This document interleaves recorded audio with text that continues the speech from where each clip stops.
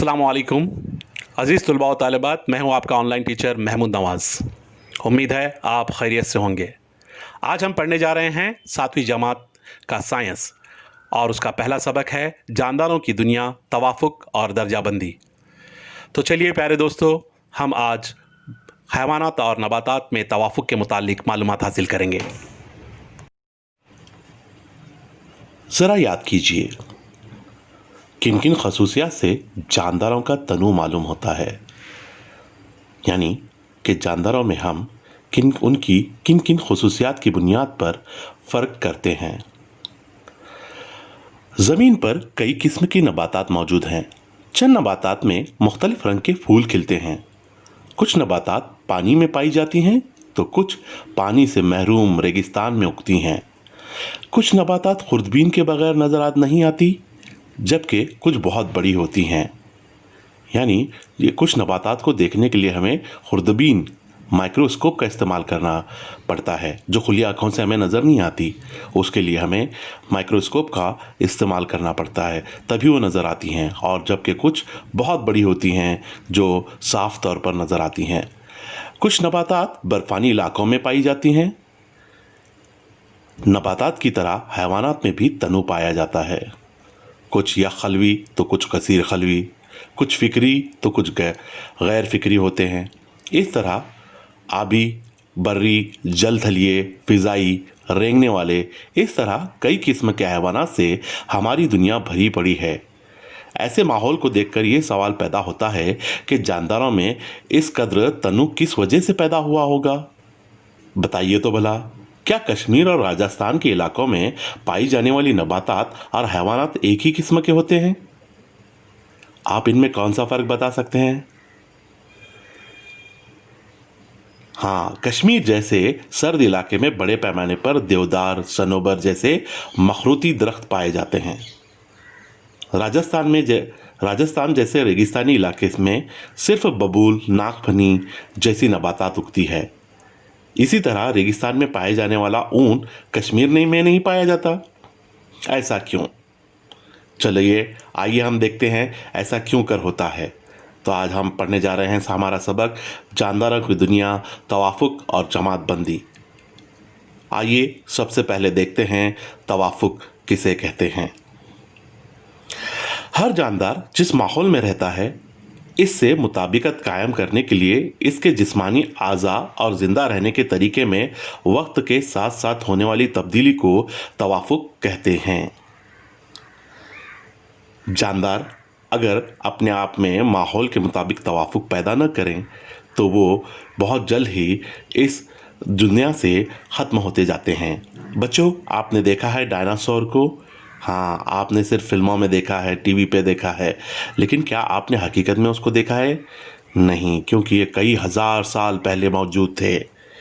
आज वो क्यों कर जिंदा नहीं है? क्योंकि उन्होंने वक्त के मुताबिक, हालात के मुताबिक, मौसम के मुताबिक अपने आप में उन्होंने तब्दीली नहीं पैदा की, तवाफ़ुक नहीं पैदा किया, जिसकी वजह से आज वो इस ज़मीन पर मौजूद नहीं हैं। चलिए आइए हम सबसे पहले देखते हैं नबातात में तवाफ़ुक। आबी नबातात में तवाफ़ुक। आबी नबातात के तने पानी में डूबे हुए होते हैं, जबकि इनके पत्ते और फूल पानी पर तैरते नजर आते हैं। इनके तने नरम, लचकदार और खोखले होते हैं। कुछ नबातात जड़ों के साथ पानी पर तैरती हैं।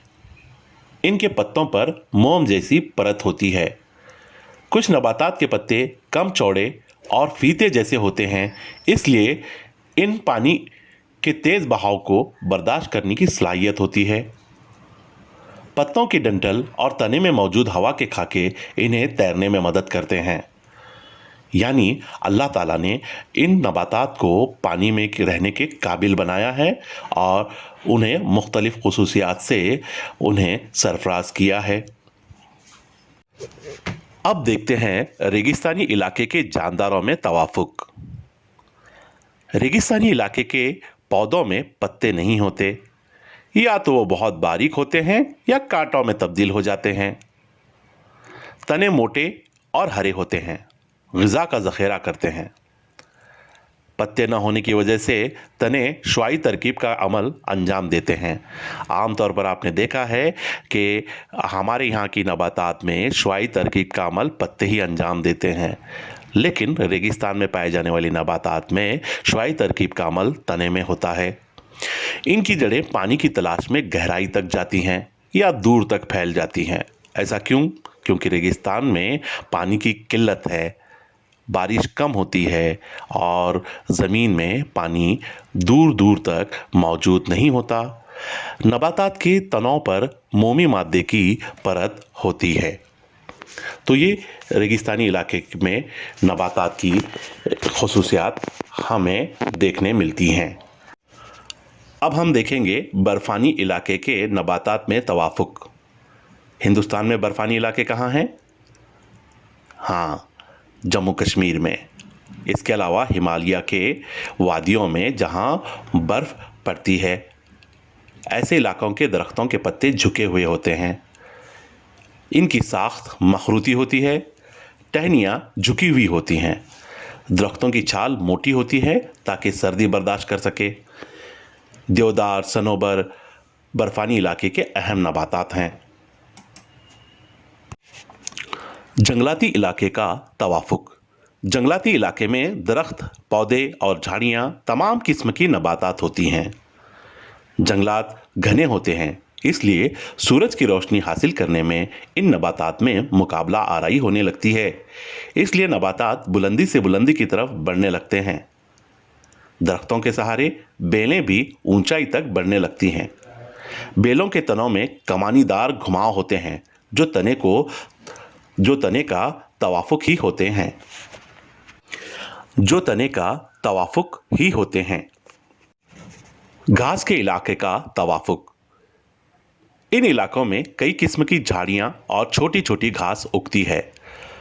घास की रेशेदार जड़ें जमीन की झीज को रोकती हैं। इस्तवाई इलाकों के घास के मैदान में घने जंगलात हैं, इसलिए इन इलाकों में शेर, हाथी, हिरन जैसे हैवानात छुप सकते हैं।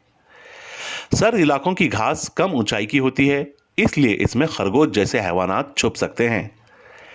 पहाड़ी इलाकों, मैदानी इलाकों में वसी चरागाहें नजर आती हैं।